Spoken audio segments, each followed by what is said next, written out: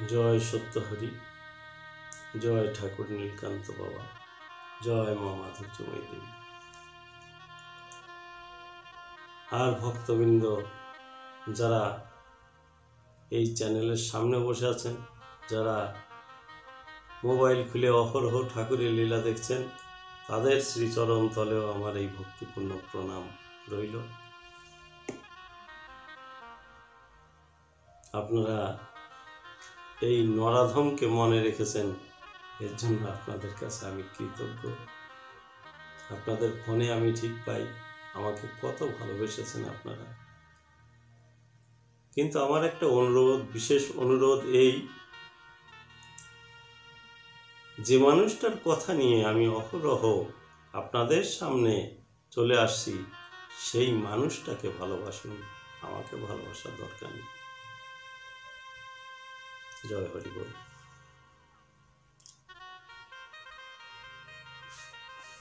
আমরা একটা ঘটনা বলবো। বিশেষ ভক্ত ঠাকুর শ্রীমৎ নীলকান্ত গোস্বামী সুন্দরের একজন বিশিষ্ট ভক্ত ছিলেন সত্যদেব, স্বামী সত্যদেব ব্রহ্মচারী। এনাকে উদীয়মান সূর্য বলা যায়। তাহলে যেমন তার চেহারা সৌষ্ঠব, তেমনি বলিষ্ঠ দেহ, সব কিছুই ঠিক রয়েছে। যুবক বয়স, স্কুলে পাঠরত অবস্থায় ছিলেন। মহারাষ্ট্র 4 নম্বর গ্রাম বাহাদুরপুর গ্রাম। এই বাহাদুরপুর গ্রামে তিনি বাস করতেন। পড়াশোনা করতেন কোথায়? সেই আরোরা কলেজ। তো কোথায়? নাগপুর। পড়াশোনা করতেন সেখানে। দেখা গেল কি সেখানে কোনো কায়দায় একটু ঝামেলা চলছে কলেজে। সপ্তাহখানেক বন্ধ থাকবে, তারপরে আবার খুলবে।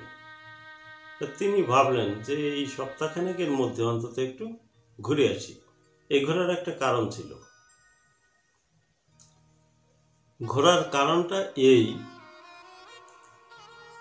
তিনি তার দাদার কাছ থেকে শুনেছিলেন, আমাদের শ্রদ্ধেয় গুরু ভাই চিত্তদা, সেই চিত্তদাদার কাছ থেকে তিনি শুনেছিলেন জীবনে মহাপুরুষ দেখা ভালো। তাহলে মহাপুরুষ দেখা ভালো, তিনি ভাবছেন মহাপুরুষ কোথায়? মহাপুরুষ ছিলেন রবীন্দ্রনাথ ঠাকুর, বিবেকানন্দ, তারপরে এমনি যারা উচ্চ স্তরের যারা বিগত মহামানব, তারাই বোধহয় মহাপুরুষ। আর এখন আর কোনো মহাপুরুষ নেই। এটা তার মনের ধারণা। তিনি কি করলেন? তিনি যাক দাদার কথা শুনলেন, শুনে আর কিছু প্রত্যুত্তর করলেন না। তাহলে এখন ভাবছেন তাহলে মহাপুরুষ কোথায় পাওয়া যাবে? তিনি মহাপুরুষের খোঁজ মনে মনে করে চলেছেন। তা যখনই কলেজ ছুটি হয়ে গেল, সপ্তাহখানেক আর স্কুল ক্লাস হবে না, তখন তিনি ভাবলেন এই সুযোগটা খালি খালি বৃথা ব্যয় করে লাভ নেই। তার চেয়ে এই সুযোগটায় আমি চলে যাব আমার দাদার যে গুরুদেব আছে নীলকান্ত গোস্বামী, ওনার কাছে চলে যাব। দেখি যদি মহাপুরুষের সন্ধান পাওয়া যায়, ওনার কাছে জিজ্ঞাসা করে দেখব।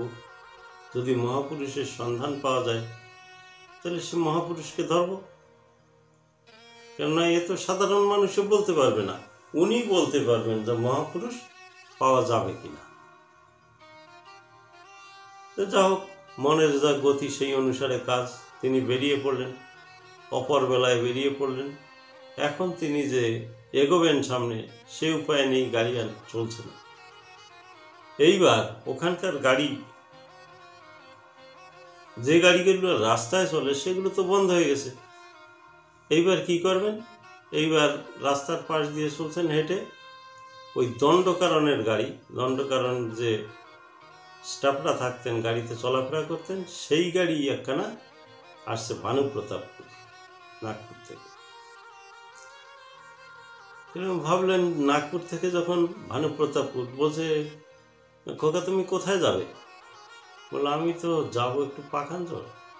বলে আমাদের সঙ্গে গেলে তুমি ভানুপ্রতাপপুর পর্যন্ত যেতে পারবে, ওখান থেকে আমাদেরই গাড়িতে তুমি পাখানজোড় যেতে পারবে। তোমার বাড়ি কোথায়? বলে আমার বাড়ি মহারাষ্ট্রে, আমি পাখানজোড় যাচ্ছি 25 নম্বর গ্রাম। বলে আচ্ছা আচ্ছা, তো যাবে কি আমাদের সঙ্গে? বলে হ্যাঁ যাবো। উঠে গেল গাড়িতে, এসে নামলেন কোথায়? ভানুপ্রতাপপুর। এইবার তিনি ভানুপ্রতাপপুর পৌঁছে একটুখানি অপেক্ষা করলেন। তারপর দেখা গেল সরকারি গাড়ি আবার একখানা এলো। সেই গাড়িতে করে তিনি পাখানজোড় পৌঁছে গেলেন। পাখানজোড় পৌঁছে তখন রাত অনেক হয়েছে।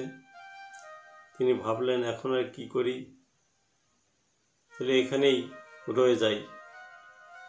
সেখানে একজন পরিচয় পেয়ে তাকে রাখলেন বাড়িতে। রাখার পর পরদিন সকালবেলা উঠে নিত্যকর্ম সেরে তিনি ভাবলেন এইবার কি করে পৌঁছানো যায় 25 নম্বর গ্রামে। কোনো মারফতে তিনি ধীরে ধীরে পৌঁছে গেলেন 25 নম্বর গ্রামে। শ্রীমা তখন ঝাড় দিচ্ছিলেন আর রান্না করছিলেন, দুটো কাজ করছিলেন।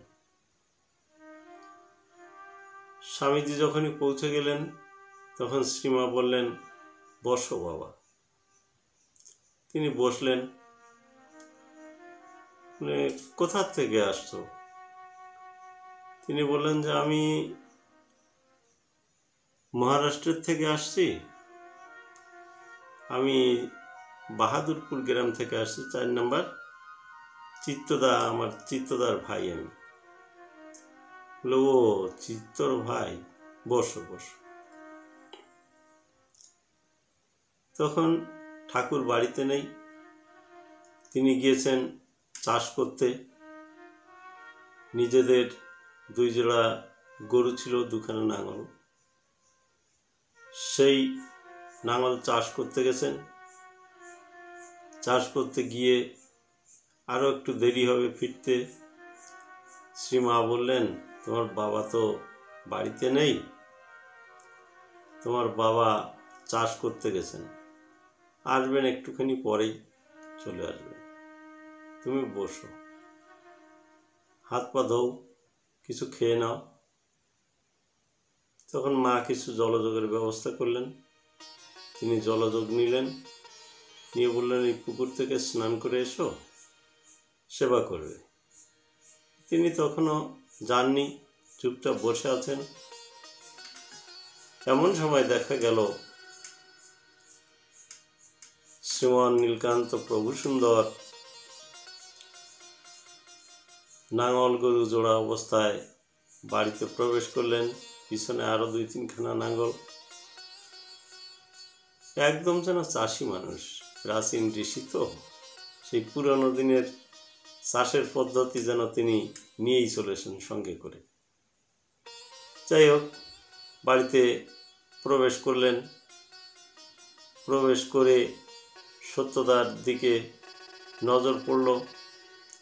সত্য স্বামীজিও তাকালেন ঠাকুরের দিকে, কিন্তু ঠাকুরের যে অবস্থা, গায়ে পায়ে কাদা মাখানো, গরুর গায়ে কাদা, গরু নিয়ে নাড়াচাড়া করছেন, দেখে বেশি একটা ভক্তি হলো না।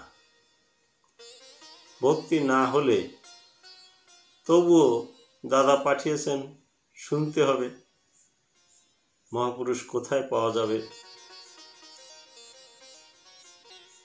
এইবার ঠাকুর একটুখানি নাঙল ছেড়ে দিয়ে একটুখানি পাশে এসে বলছেন, ও তুমি মহাপুরুষ দেখতে আসছো, দেখছো মহাপুরুষ বোঝা যায় কিছু? চাষা ভুষো মানুষ, কাদা মাখা অবস্থায় এ দেখে পছন্দ হয়? আমারই পছন্দ হয় না। ঠাকুর বললেন, কত সুন্দর রস। তিনি বললেন, আমারই পছন্দ হয় না। যাই হোক, তুমি মহাপুরুষ দেখতে আসছো।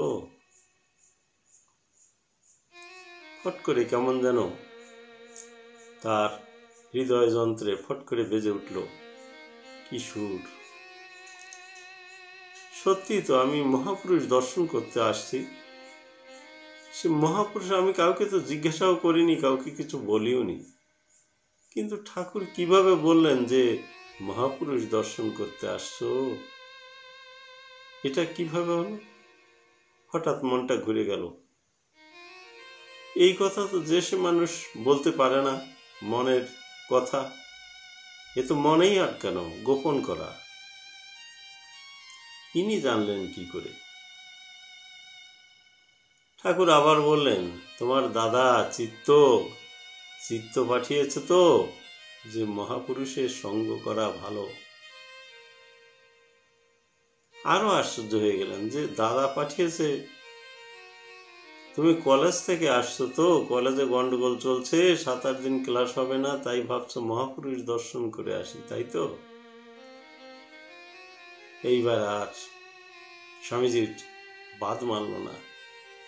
তিনি যে ঠাকুরের পায়ে প্রণাম করে গঙ্গা যমুনার জল দিয়ে ঠাকুরের চরণ ধুয়ে দিলেন।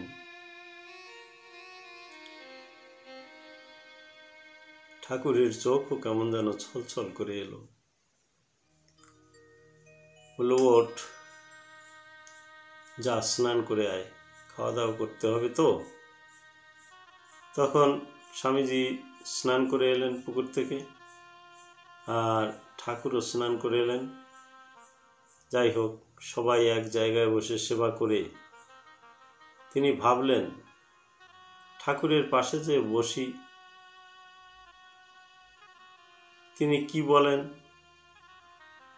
ঠাকুরও বেশ তার নিকটে প্রিয় ভক্তকে বসালেন। অনেক কথা, ধর্ম সংক্রান্ত বহু কথা ঠাকুর বলে যেতে লাগলেন। অবাক বিস্ময়ে সত্যদেব ব্রহ্মচারী শুনছেন। পরে ভাবছেন যে আর কেন, এই তো মহামানব।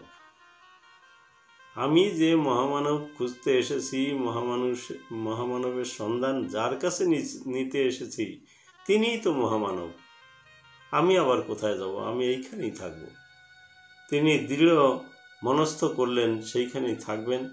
কিন্তু ঠাকুর বললেন, না, তুমি বাড়ি যাও, আমি যাব তোমাকে আনতে। তুমি যাও, আমি তোমার বাড়িতে যাব, সকলের কাছে জিজ্ঞাসা করব, তারপর তোমাকে আমি সঙ্গে মিশিয়ে নেব। তখন স্বামীজি পরের দিন বাড়িতে গেলেন। বাড়িতে যেয়ে সব কিছু বললেন দাদাকে। দাদা জ্ঞানী মানুষ তো, সব কিছু বুঝলেন যে বাবার কাছে যে পরীক্ষা হচ্ছে। যাই হোক, সব কিছু হয়ে গেল, তিনি আবার কলেজে গেলেন। কিন্তু মন আর টিকছে না, মহামানব দর্শন হয়ে গেছে না। জীবনের যে মূল্যবান জিনিস দর্শন করার জন্য মন ব্যাকুল অন্তরে ধায়, মন ব্যাকুল হয়ে ছুটে চলে যায়, সেই জিনিস যদি দর্শন পাওয়া যায়, আর মন কোনো দিকে যায় না। যাই হোক, স্বামীজি পড়াশোনার মাধ্যমে ছিলেন, সেখানে পড়া চলছে বেশ কিছুদিন। এইবার পরীক্ষা দেবেন, পরীক্ষা না দিয়ে তিনি বাড়িতে চলে এলেন। 2টো পরীক্ষা বাকি রয়ে গেল। এইভাবে তিনি বাড়িতে আসলেন।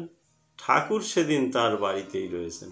এখানেও একটা অলৌকিক ঘটনা রয়েছে, পরবর্তীতে আলোচনা করব। বর্তমান এখানেই রাখছি। মহামানবের এইভাবেই তিনি দর্শন করেছিলেন, আর সেই মহামানব দর্শন করে পরবর্তী জীবনে তিনি সেই মহামানবের চরণতলে লীন হয়ে গিয়েছিলেন, নিজেকে সঁপে দিয়েছিলেন সেই ঠাকুরের রাতুল চরণতলে। আমরা যারা মানব রয়েছি, আমাদেরও কর্তব্য তাই। সকল কিছুর মূলে সব কিছুই সংসারের করতে হবে, তার মধ্যে দিয়ে আমাদের মনটাকে যেন আমরা ঠাকুরের চরণতলে সবসময় ফেলে রাখতে পারি, যেখান থেকে আমাদের জীবনের অপূরণীয় অপর্যাপ্ত প্রেম, অপর্যাপ্ত ভালোবাসা, স্নেহ, প্রীতি, সোহাগ সব কিছু ছুটে আসে। আমরা যেন সেই চরণতলেই নিজেদের বলি দিতে পারি। সেই সকলের কাছে আমার সেই প্রার্থনা যে আপনারা সবাই মিলে আসুন, আপনারা আমি সবাই মিলে আমরা ঠাকুরের চরণতলে, যার যে গুরুদেব রয়েছেন সেই গুরুদেবের চরণতলে যেন নিজেকে সমর্পিত করে দিই। আত্ম অভিমান যেন চূর হয়ে যায়, যেন মনের মধ্যে আত্মগরিমা না থাকে। যাই হোক, ভালো থাকুন, সুখে থাকুন। জয় জয় বিশ্ব সুখ সত্তানন্দ শ্রীমৎ স্বামী নীলকান্ত মহাপ্রভু প্রেমানন্দে হরিধ্বনি বল মন হরি বল।